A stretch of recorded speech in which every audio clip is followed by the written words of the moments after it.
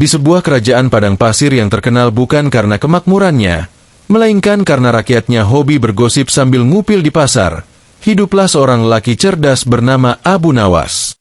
Namanya begitu terkenal hingga kambing tetangga pun konon akan berhenti mengembik kalau mendengar ia mulai berbicara.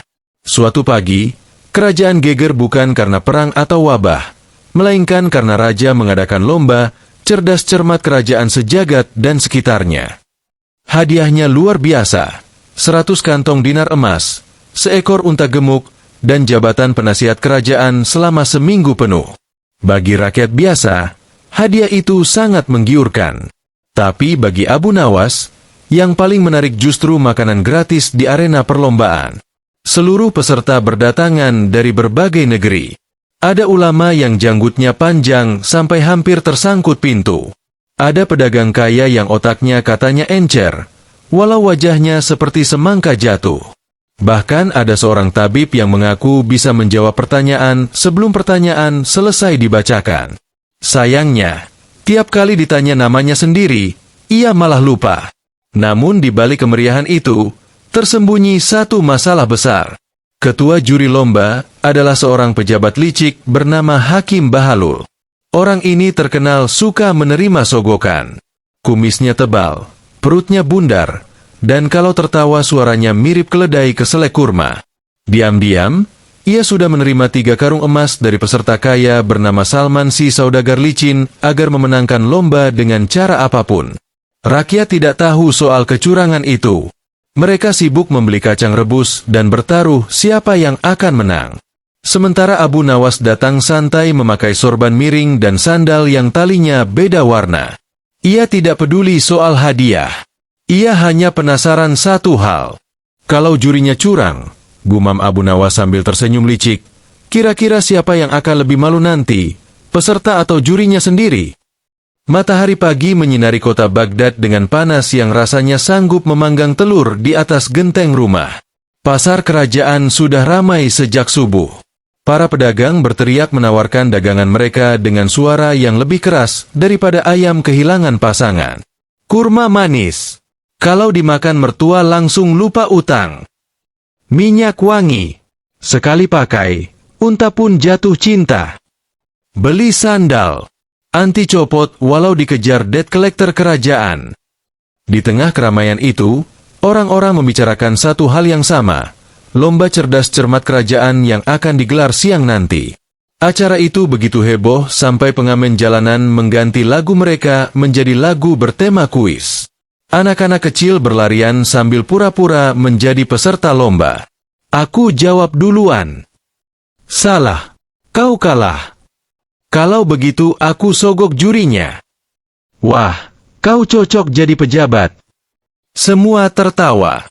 Sementara itu, di sebuah rumah sederhana dekat pinggir kota, Abu Nawas masih tidur terlentang dengan mulut terbuka lebar. Seekor lalat bahkan hampir membuat sarang di dekat bibirnya. Abu Nawas. Suara istrinya menggelegar seperti petir. Abu Nawas langsung bangun sambil panik. Ada perang. Bukan perang. Kau lupa lomba cerdas cermat.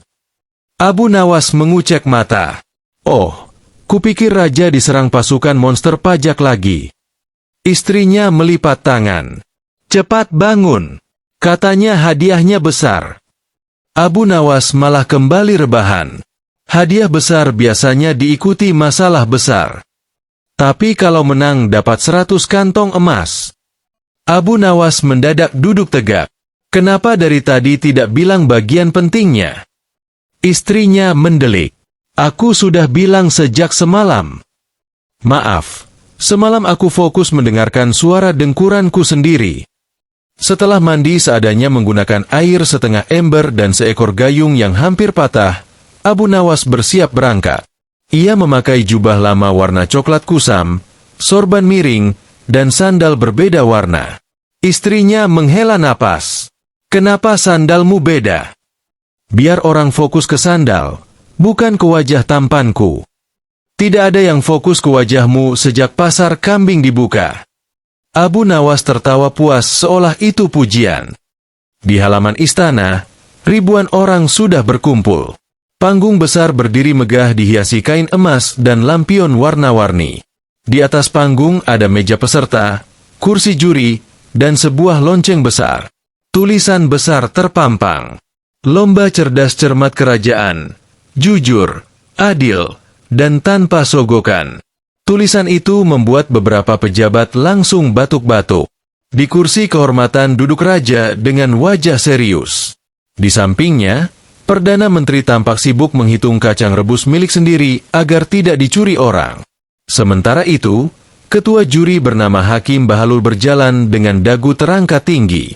Kumisnya melintir seperti ekor kalajengking. Ia memandang para peserta sambil tersenyum licik. Di belakang panggung, Salman si saudagar licin sedang berbicara pelan kepadanya. "Ingat janji kita," bisik Salman. Hakim Bahlul mengangguk kecil. "Tenang saja. Bahkan kalau Abu Nawas menjawab benar semua, aku tetap bisa membuatnya kalah." Mereka tertawa kecil seperti dua tikus menemukan gudang gandum.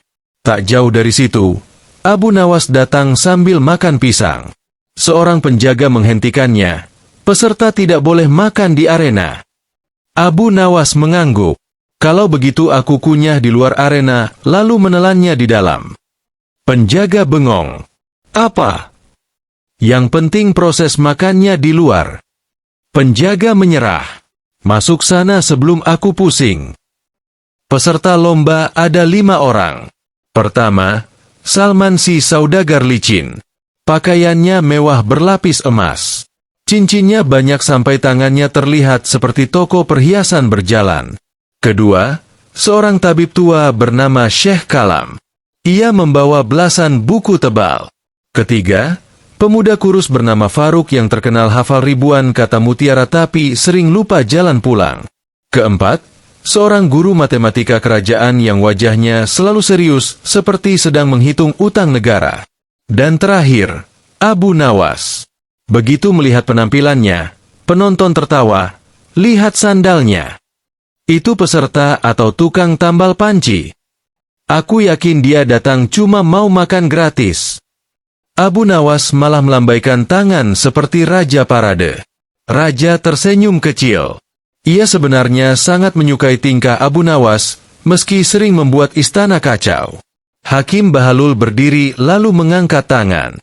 "Selamat datang dalam lomba cerdas cermat kerajaan." Penonton bersorak. Aturan lomba sederhana. Peserta yang paling banyak menjawab benar akan menjadi juara. Abu Nawas mengangkat tangan. "Kalau jurinya salah bagaimana?" Hakim Bahlul langsung tersedak. "Apa maksudmu?" "Ya, manusia tempatnya salah. Takutnya nanti jurinya menjawab pertanyaan sendiri lalu kalah." Penonton tertawa. Hakim Bahlul memaksakan senyum. "Tenang saja. Aku sangat profesional." Abu Nawas menatapnya sambil tersenyum tipis. Biasanya orang yang bilang dirinya profesional justru paling berbahaya. Raja menahan tawa. Babak pertama dimulai. Hakim Bahlul membacakan pertanyaan pertama. "Sebutkan hewan yang bisa hidup di padang pasir dan memiliki punuk." Salman langsung menekan lonceng. "Unta." "Benar." Penonton bertepuk tangan. Abu Nawas mengangkat tangan. "Aku juga tahu jawabannya. Kenapa tidak pencet lonceng?" "Aku sedang memastikan itu bukan Perdana Menteri." Seluruh arena meledak tertawa. Perdana Menteri langsung berdiri marah. "Maksudmu aku mirip unta?" Abu Nawas mengangguk santai. "Kalian sama-sama kuat membawa beban makanan." Raja sampai tertawa keras sambil memukul kursi. Perdana Menteri duduk lagi sambil manyun. Pertanyaan kedua. Benda apa yang semakin diisi semakin ringan? Semua peserta berpikir keras. Abu Nawas langsung memencet lonceng. Balon. Hakim Bahlul mengernyit. Salah. Penonton bingung. Abu Nawas melotot. Bagaimana bisa salah? Hakim Bahlul tersenyum licik. Jawaban yang kami inginkan adalah karung kapas. Penonton mulai berbisik-bisik. Guru matematika ikut protes. Tapi balon juga benar. Hakim Bahlul mengetuk meja. Juri tidak bisa diganggu-gugat. Abu Nawas tersenyum kecil. Ternyata bukan cerdas cermat. Ini lomba menebak isi kepala juri. Penonton tertawa lagi. Hakim Bahlul mulai kesal. Pertanyaan berikutnya. Siapa penemu angka 0? Guru matematika buru-buru menekan lonceng. Ilmuwan India kuno. Hakim Bahlul pura-pura berpikir lama. Salah. Apa? Jawaban yang benar belum diketahui. Guru matematika hampir pingsan. Tapi itu fakta sejarah. Hakim Bahlul santai. Menurut saya belum pasti. Abu Nawas berbisik pada peserta lain. Kalau begini nanti pertanyaan berikutnya mungkin. Siapa yang menemukan sendal kiri? Semakin lama, penonton mulai sadar ada yang aneh. Setiap Salman menjawab, selalu benar. Bahkan ketika jawabannya ngawur. Hakim Bahlul bertanya, apa ibu kota Mesir?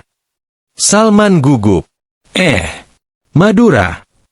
Hakim Bahlul langsung berkata, benar. Arena langsung sunyi. Seekor kambing milik pedagang bahkan sampai berhenti mengunyah. Abu Nawas mengangkat tangan pelan. Maaf, sejak kapan Madura pindah ke Mesir? Hakim Bahlul berkeringat. Maksudku, hampir benar. Kalau begitu aku jawab ibu kota kerajaan kita adalah kulkas.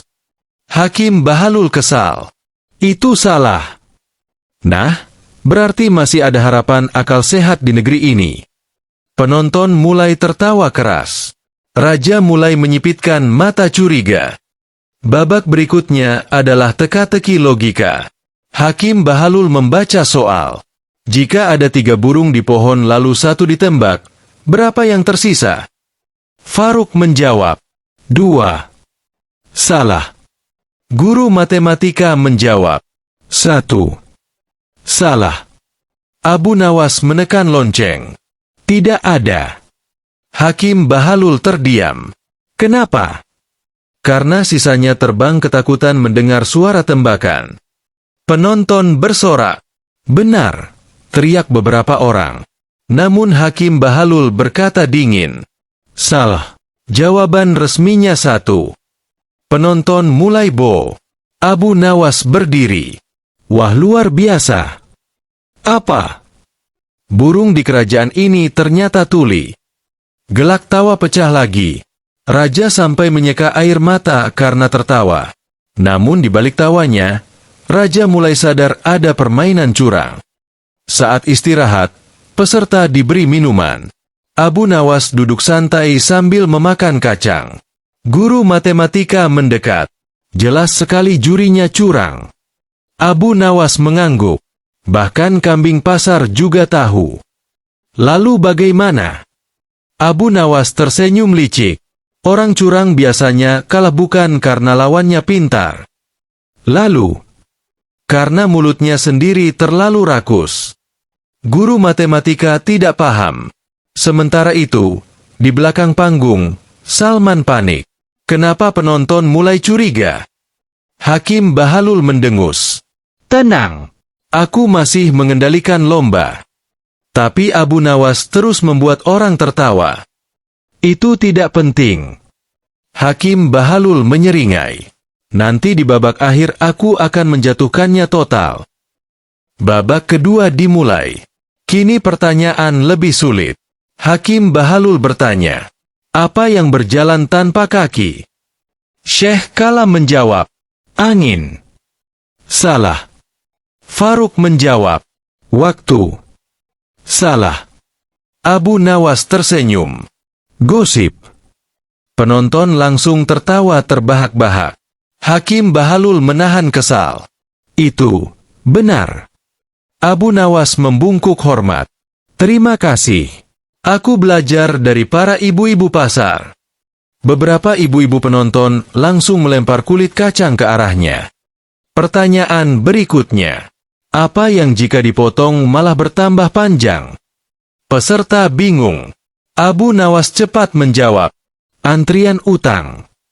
Penonton makin heboh. Hakim Bahlul menggertakkan gigi. Salah. Apa jawabanmu? Jalan. Abu Nawas mengangguk pelan. Baiklah. Mulai sekarang kalau ada tukang cukur, suruh saja dia memotong jalan. Raja tertawa begitu keras sampai mahkotanya miring. Skor sementara diumumkan. Salman, 95 poin. Peserta lain, di bawah 30. Penonton langsung ribut. Itu mustahil. Dia bahkan tadi bilang ibu kota Mesir Madura. Juri curang. Hakim Bahlul memukul meja. Diam. Namun suasana makin panas. Abu Nawas berdiri perlahan. Wahai rakyat, tenanglah. Semua diam. Aku baru sadar sesuatu. Apa? Lomba ini ternyata bukan cerdas cermat. Lalu apa? Ini lomba siapa yang paling dekat dengan dompet juri. Arena meledak tawa. Hakim Bahlul merah padam. Kurang ajar. Abu Nawas tersenyum santai. Tersinggung ya? Berarti tebakanku mulai benar. Raja akhirnya bicara. Hakim Bahlul. Ya Baginda. Pastikan lomba berlangsung adil. Tentu Baginda. Abu Nawas memperhatikan wajah juri yang mulai gugup. Ia tahu satu hal. Orang curang biasanya makin panik saat mulai diawasi. Dan Abu Nawas justru baru mulai bermain. Di sudut arena, seekor kucing tiba-tiba melompat ke meja Salman dan memakan ikan goreng miliknya. Salman berteriak panik. Ikan mahal itu. Abu Nawas santai berkata, tenang. Setidaknya ada makhluk di sini yang masih jujur mengambil makanan tanpa pura-pura pintar. Penonton kembali tertawa keras. Sementara Hakim Bahlul mulai berkeringat dingin. Ia belum sadar bahwa Abu Nawas sebenarnya sedang memasang jebakan yang jauh lebih memalukan daripada sekadar kalah lomba.